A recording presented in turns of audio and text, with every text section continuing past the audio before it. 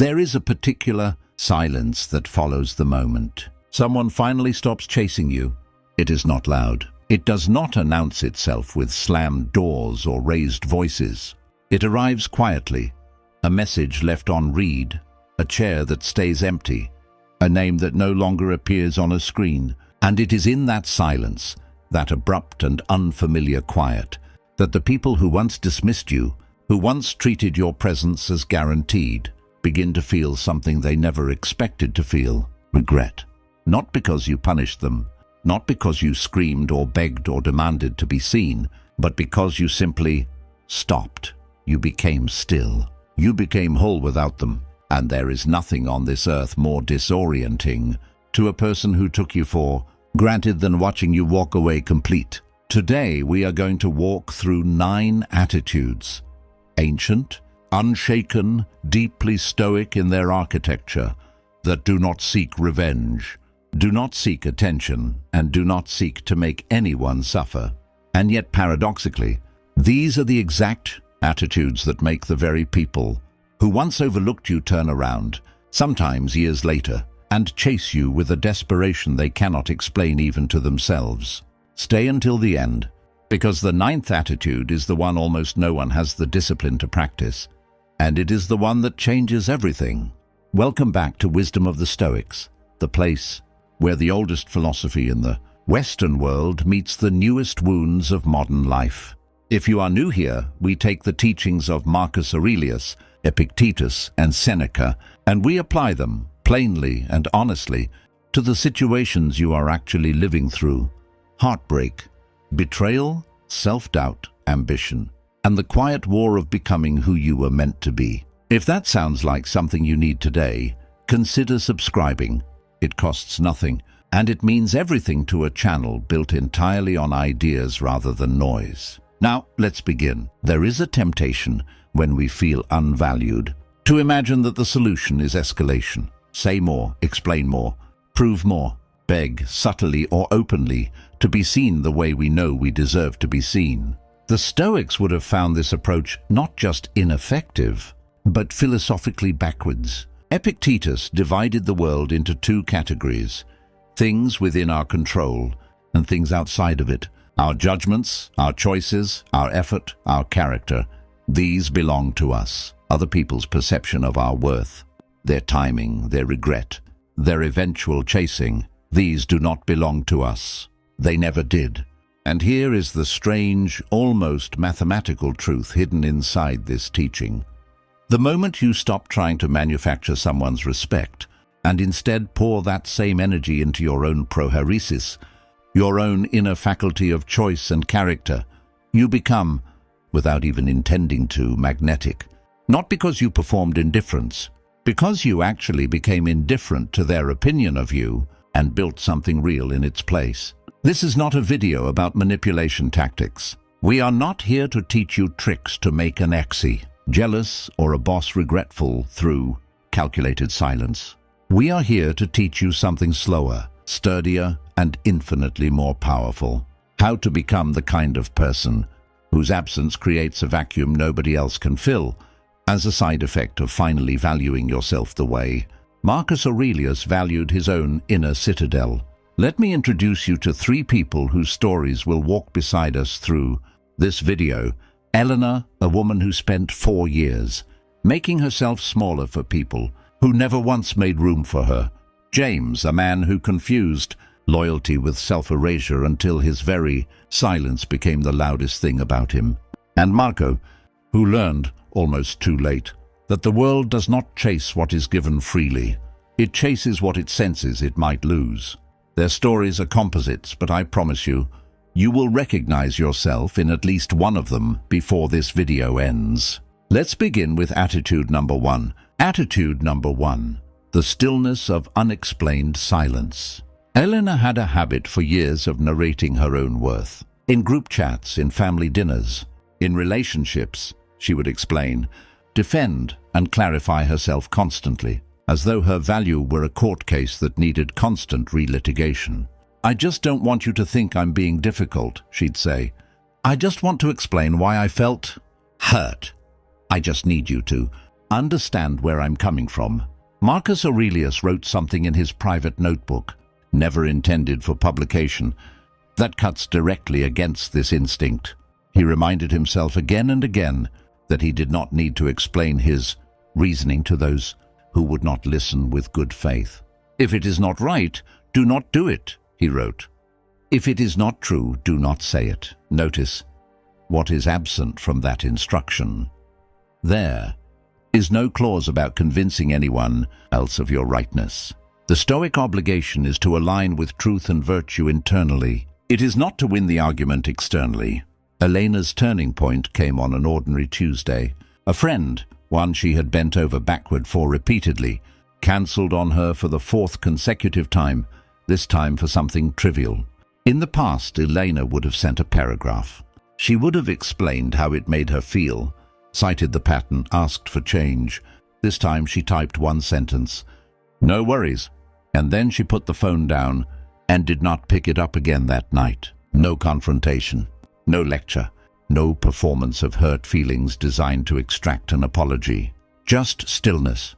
Here is what almost nobody expects. Unexplained silence is disorienting to people who are used to being chased. When you stop narrating your hurt, stop justifying your boundaries, stop performing the emotional labor of managing someone else's guilt, you remove their ability to argue with you, because there is nothing being offered for them to argue against. Silence cannot be debated.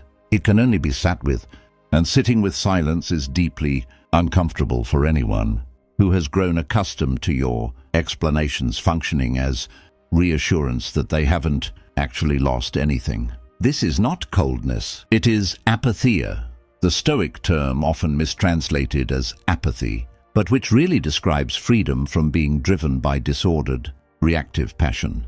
You are not suppressing emotion, you are simply refusing to let your emotion become a performance staged for someone else's benefit. Within 3 weeks, that same friend who had cancelled on Elena 4 times began reaching out first. Small things at first.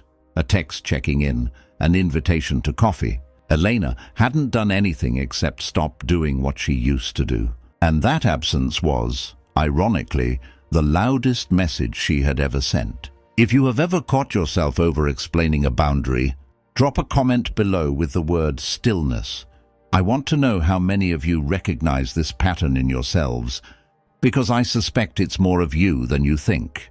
Attitude number 2, the refusal to compete for a seat at the table. James spent the better part of his 20s trying to earn permanent membership in circles that only ever offered him conditional access. A friend group that included him when convenient. A romantic partner who kept him in a strange orbit, never fully committed, never fully released. A workplace that praised his contributions in private and forgot to mention his name in public. James's mistake, and it is one of the most common mistakes a person can make, was believing that if he simply worked harder at being valuable, the conditional access would eventually convert into unconditional belonging. Seneca warned against exactly this miscalculation in his letters to Lucilius. He observed that some men spend their entire lives preparing to live, arranging every circumstance in hopes that someday, once enough conditions are met, they will finally be at peace, finally be respected, finally be enough. Seneca called this a kind of living death, postponing your own dignity indefinitely, always contingent on someone else's approval arriving on schedule. The turn for James came during a work project. He had quietly carried a team for months, staying late, fixing errors that weren't his, absorbing blame that wasn't his either, all in hopes that recognition someday would arrive. When the recognition finally came, it went to someone else, someone louder, someone who had done less work but asked for more credit. The old James would have worked twice as hard the following quarter, hoping the injustice would eventually correct itself if he simply proved his worth beyond doubt. The new James, the one shaped by months of quietly absorbing Stoic principles he hadn't yet had occasion to test, did something different. He stopped competing for the seat. He didn't quit dramatically. He didn't send an email outlining every slight. He simply began doing his job well, without the invisible campaign for approval running underneath every action. He stopped staying late for praise. He stopped over-functioning to be noticed. He began treating his own competence as sufficient unto itself, a Stoic idea. Marcus Aurelius returns to repeatedly, that virtue is its own reward, requiring no external witness to be complete. Something remarkable happens when a person stops competing for a seat. The table often turns around and offers it to them anyway, not because the strategy worked, but because desperation has a scent and its absence has an equally distinct one. People are drawn, almost against their will, toward those who no longer seem to need them. 6 months later, James was pulled aside by a director 2 levels above him, someone who had barely acknowledged his existence before, and offered a promotion James hadn't applied for. This is oikeiosis in its mature form, the Stoic concept describing our natural expanding circle of concern, which begins with self-preservation and radiates outward.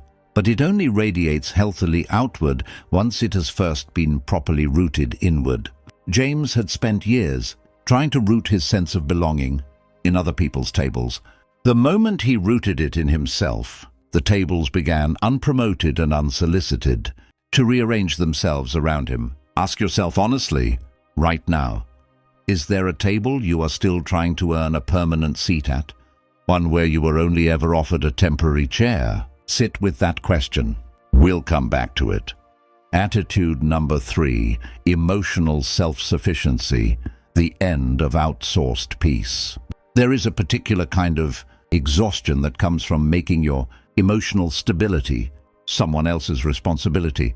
You wait for their text to feel calm. You wait for their apology to feel resolved. You wait for their validation to feel worthy. And in waiting, you hand over the one thing Epictetus insisted, above all else, must remain entirely your own, your inner state. Marco lived this exhaustion for the better part of a relationship that lasted 3 years. His mood was a mirror of his partner's attention. A warm message and he floated through his day. A cold, delayed reply and his entire evening collapsed into anxious rumination. He was, in the Stoic sense, enslaved, not by chains, but by his own outsourced peace, handed over daily to someone who hadn't asked for the responsibility and, frankly, wasn't equipped to carry it. Epictetus opens his Enchiridion with the very distinction that would have saved Marco years of suffering. Some things are up to us, others are not. Our partner's mood, their consistency, their capacity to show up, these are not up to us. Our own composure, our own response, our own inner architecture, these are entirely up to us, always without exception, regardless of what anyone else does. The shift for Marco did not happen in one dramatic moment. It happened slowly, almost invisibly, through the accumulation of small refusals. The refusal to check his phone every 10 minutes. The refusal to let a delayed reply dictate his mood. The refusal to treat someone else's inconsistency as a referendum on his worth. He began building, brick by brick, as Marcus Aurelius describes constructing the inner citadel, a fortress within himself that outside weather could no longer flood. The strange thing about emotional self-sufficiency is that it is almost invisible from the outside, right up until the moment someone tries to disturb it and finds, to their genuine confusion, that they can't anymore. Marco's partner, who had grown comfortable with the certainty that her moods controlled his, began to notice a man who no longer collapsed when she withdrew. A man whose warmth toward her hadn't disappeared, but whose peace no longer depended on her supplying it. This unsettled her more than any argument ever could have. People who have grown used to controlling your emotional weather system experience something close to panic when they realize the climate inside you has changed on its own, without their permission and without their assistance. She began for the first time in the relationship initiating repair, not because Marco demanded it, because the absence of his old dependency revealed uncomfortably how much of the relationship's imbalance had been resting on it. Attitude number 4. The quiet, ruthless investment in your own growth. This is not a manipulation tactic. Marco did not build his inner citadel in order to provoke this reaction. He built it because Epictetus is right. Your peace should never be a hostage to someone else's schedule of attention. The chasing that sometimes follows is simply what happens when a person realizes the hostage has walked free, on their own terms, requiring no ransom paid by anyone. If any part of this attitude describes a relationship you're in right now, take 30 seconds and really consider. Whose hands is your peace currently sitting in? Type mine in the comments if you're ready to take it back. Attitude number 4. The quiet, ruthless investment in your own growth.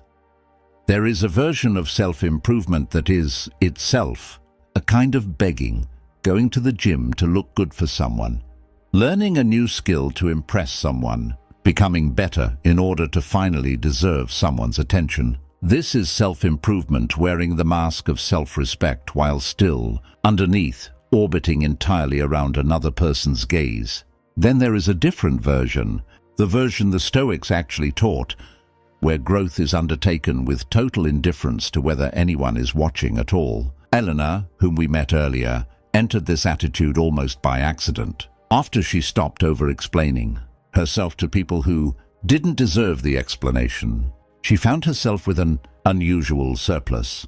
Hours in the evening, she used to spend drafting long messages, justifying her feelings, energy she used to spend anticipating other people's reactions. She didn't know what to do with the surplus at first. So she picked up an old interest she'd abandoned years earlier, painting. She didn't post it anywhere.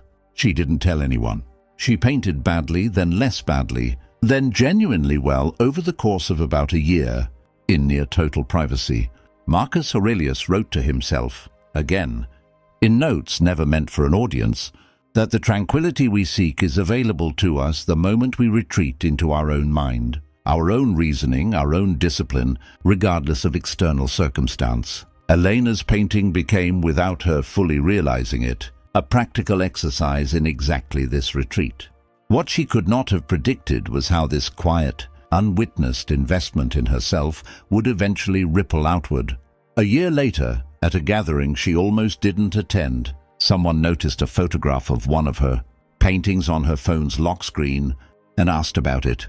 The friend group that had once treated her as an afterthought suddenly saw a dimension of her they hadn't known existed, not because she announced it, but because it had simply, quietly, become undeniably real. There is something the Stoics understood intuitively that modern psychology has only recently caught up to. People are not drawn to declarations of worth. They are drawn to the evidence of a life being well lived, evidence that requires no explanation because it speaks for itself. When you invest ruthlessly and quietly in your own growth, not to prove anything to anyone, but because Marcus Aurelius reminds us that our remaining time is genuinely, uncomfortably limited and wasting it waiting for others. Approval is its own tragedy. You generate a kind of gravity.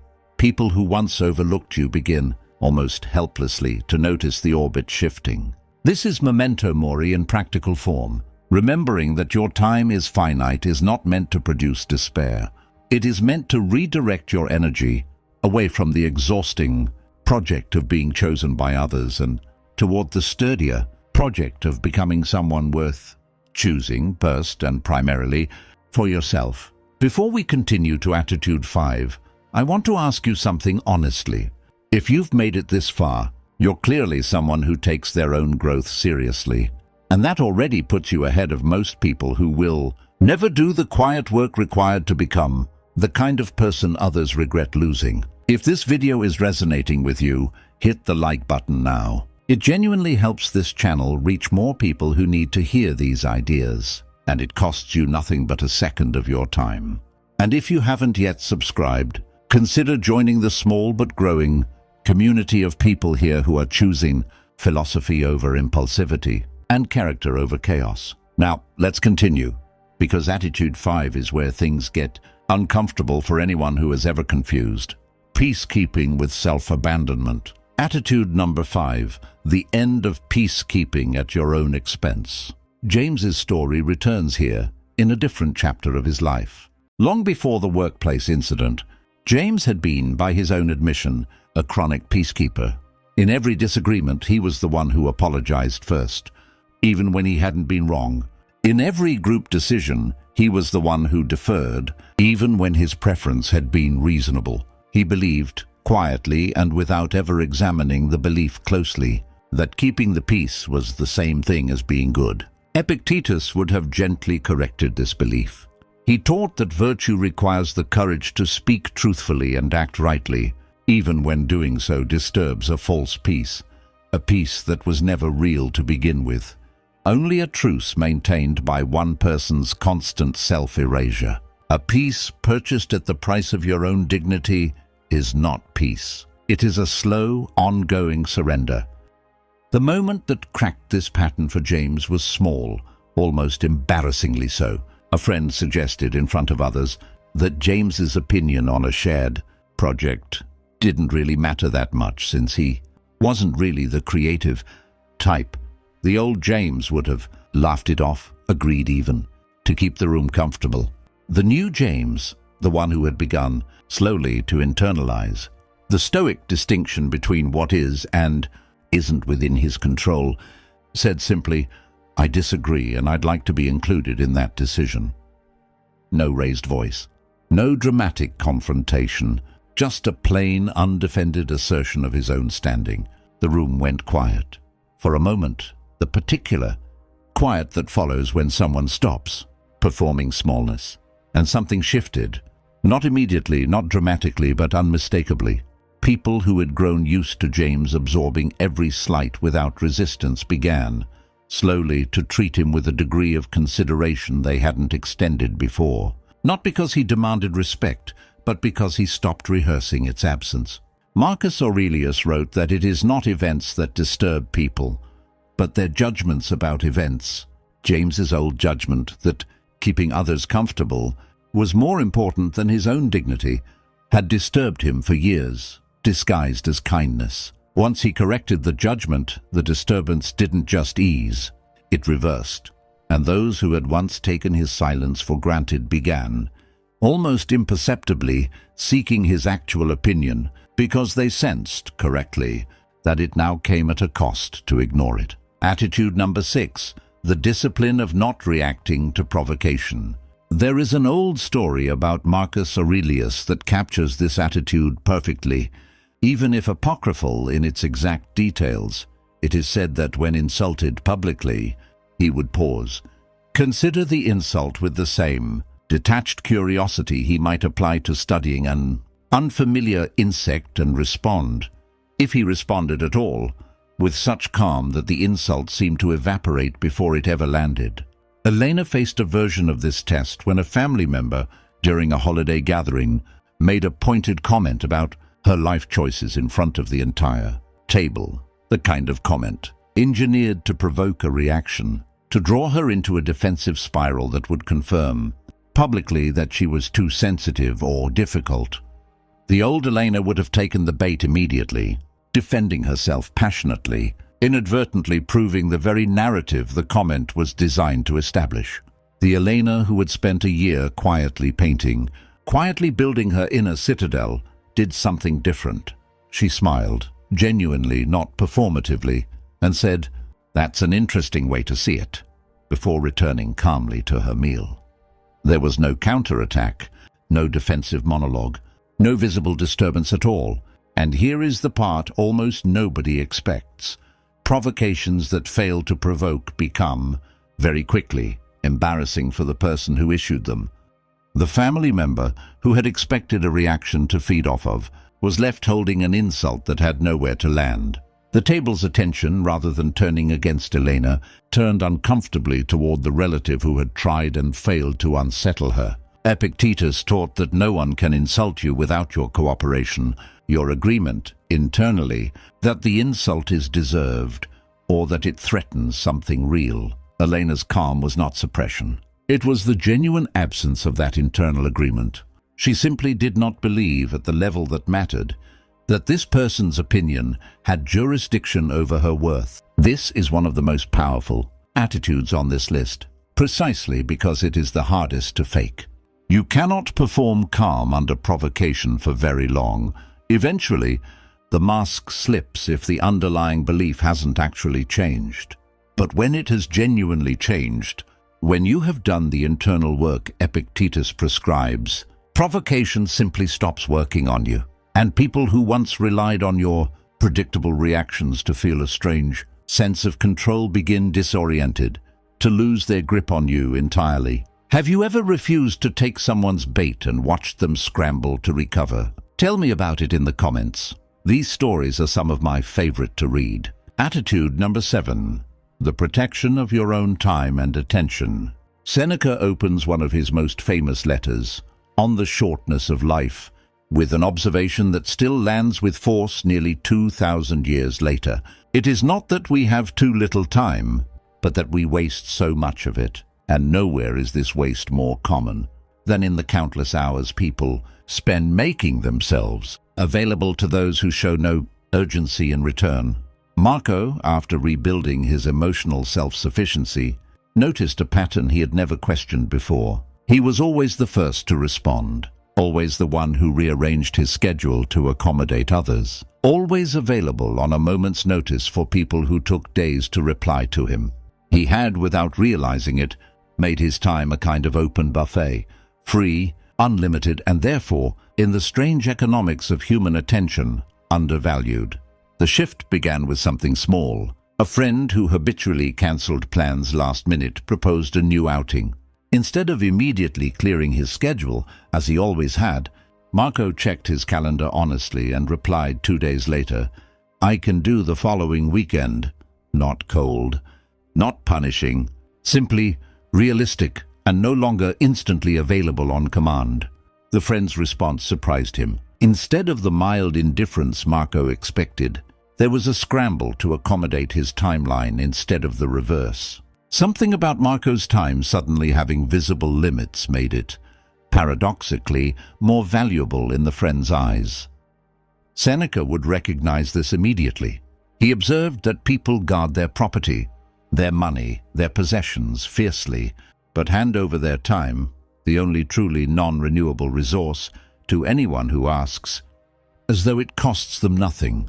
When Marco began treating his time the way Seneca insisted it should be treated, as the most precious thing he owned, not to be distributed carelessly to those who had shown no comparable regard for it, the people around him recalibrated, almost instinctively, how much they valued access to him.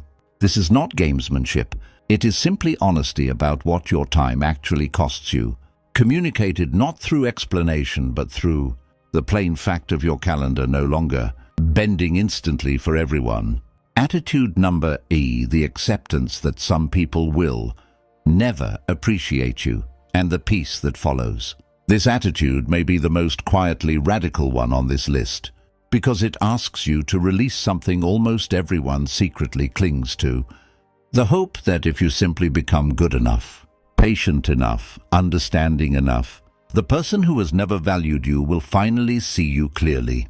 Marcus Aurelius offers a piece of wisdom here that sounds almost harsh at first. He reminds himself repeatedly that other people will act according to their own nature, their own limitations, their own confusion, and that expecting otherwise is like being angry at a fig tree for producing figs. Some people are simply not capable, in a given season of their life, of recognizing what stands in front of them.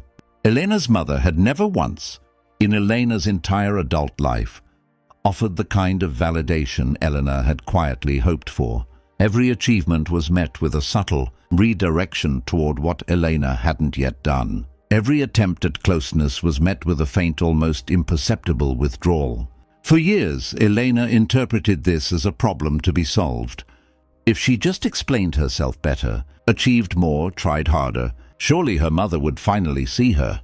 The turning point was not dramatic. It was Elena one evening, quietly accepting a truth she had spent years avoiding.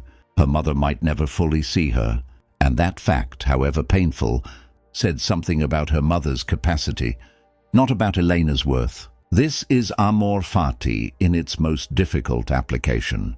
Not the love of pleasant circumstances, but the acceptance of circumstances exactly as they are, without the exhausting demand that they be otherwise before you can be at peace. What followed was not resignation, but liberation. Elena stopped performing for her mother's approval. She still called, still visited, still loved her, but she stopped waiting. And in that release, something her years of trying had never achieved happened almost on its own.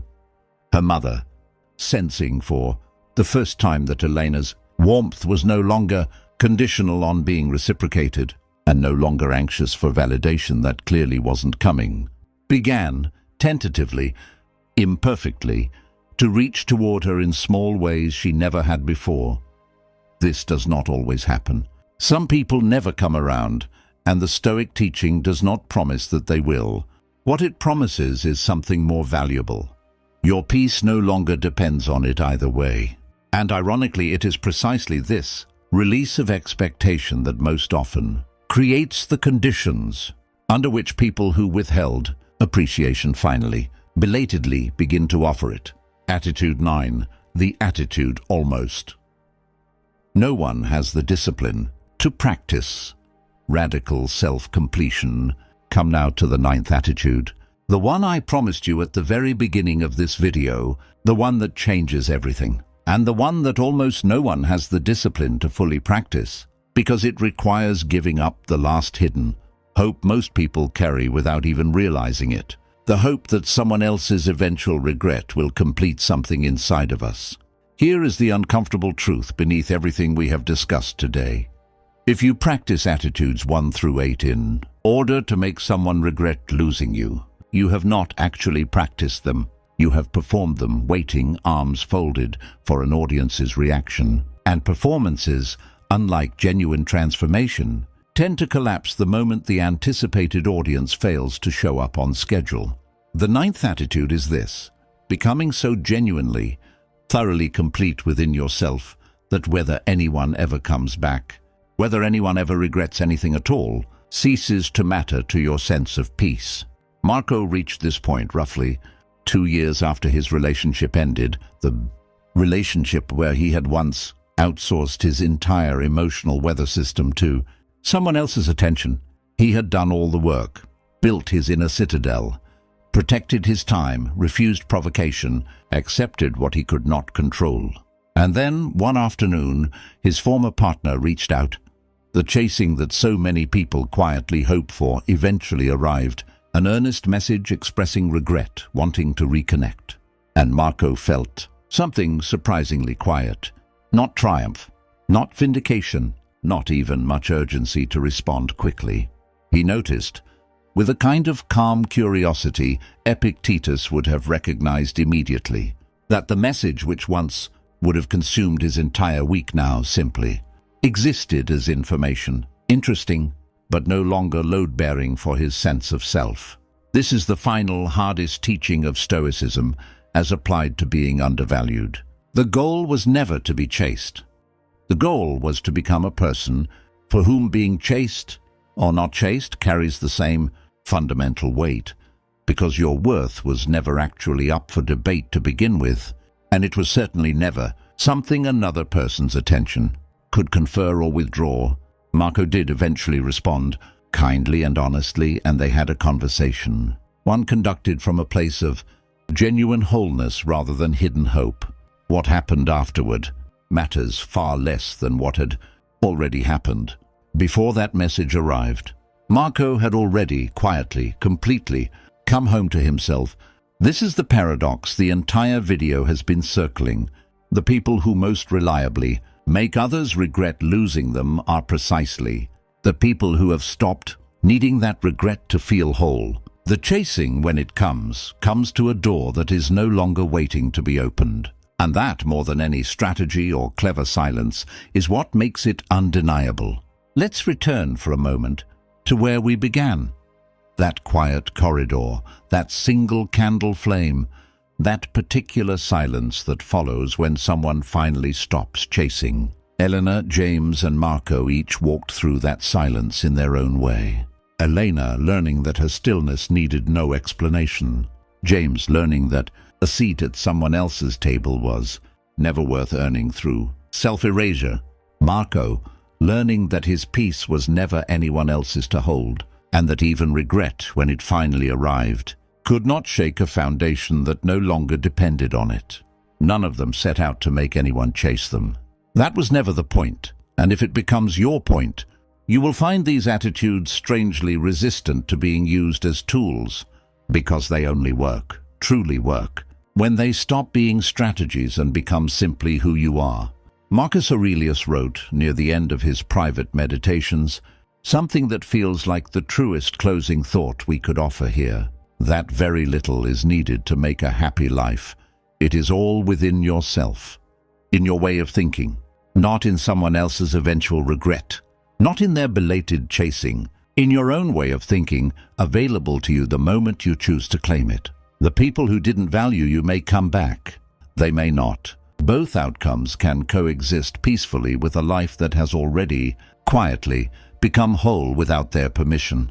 If even one of these 9 attitudes struck something in you today, I'd genuinely love to know which one in the comments below, not for the algorithm, though it does help, but because this community has become one of the most thoughtful spaces on this platform, and your reflections often teach the rest of us as much as the videos do. If this video gave you something to sit with, consider subscribing to Wisdom of the Stoics. We release new explorations of ancient philosophy applied to modern struggles regularly, and there is a good chance the next one will speak directly to whatever you're carrying right now. And if you know someone who has been quietly shrinking themselves for people who never deserved that sacrifice, share this with them. Sometimes the kindest thing you can hand someone is not advice, but permission. Permission to finally stop chasing and start becoming complete. Until next time, walk your path with dignity, guard your peace like Marcus Aurelius guarded his, and remember, you were never required to earn a place that was only ever yours to claim.